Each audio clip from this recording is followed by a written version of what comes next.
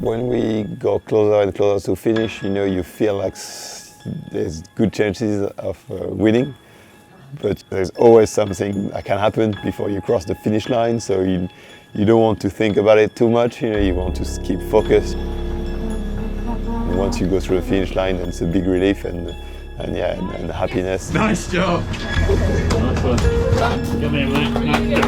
Crossing the finish line, it was a mix of real happiness, I think satisfaction, and I think because we did a good job all together. When you get a group to work together so well, it's great, and it's a great feeling. For sure, like a few hours before the finish, I was thinking about maybe it might be my last day sailing on this boat, so I tried to enjoy the last bit for sure, and it was a bit emotional.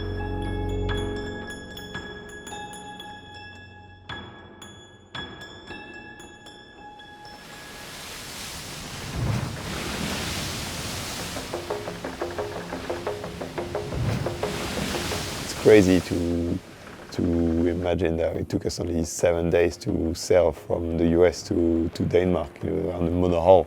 That's very, very fast.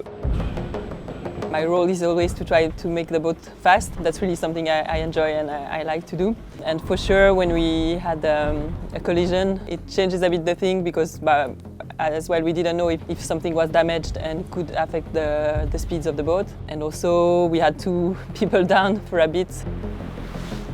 That was pretty violent. I hit my head against a bulkhead. Emery literally flew in the boat and ended up hitting a bulkhead as well. Obviously, I think everyone was a bit shaken by the event. Even if you don't think you're affected by this, but I think in your unconsciousness you are. We shortened the watches and adapted the rhythm with Sci-Fi and Charlie and Enright to keep the boat going. And during the same time, we had to take care of Charlie and Amory as well. We were uncertain also about the state of the boat. All team had a good run that day and managed to overtake us. But I don't know, we found the energy, we managed to bounce back and get the lead back, and that was definitely the toughest moment of the race. It's about the people in the team, trying to be really supportive and how you take the most of each one to make the best mix, and I think that's a bit what I felt on this leg. And that's what you have to recreate every time. On the water, I felt like we were only one person sailing towards the same objective, and on land, I think I felt like the whole team is looking towards the same direction with the same goal.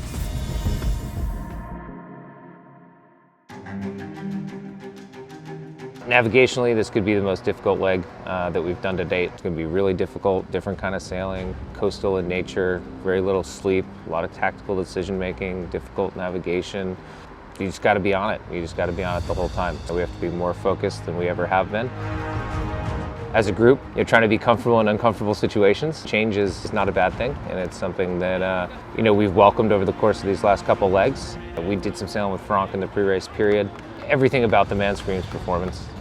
He's no compromises, he's pushing all the time, he's always looking to gain an extra millimeter. It's nice to have that centerpiece on what's going to be a very complicated leg.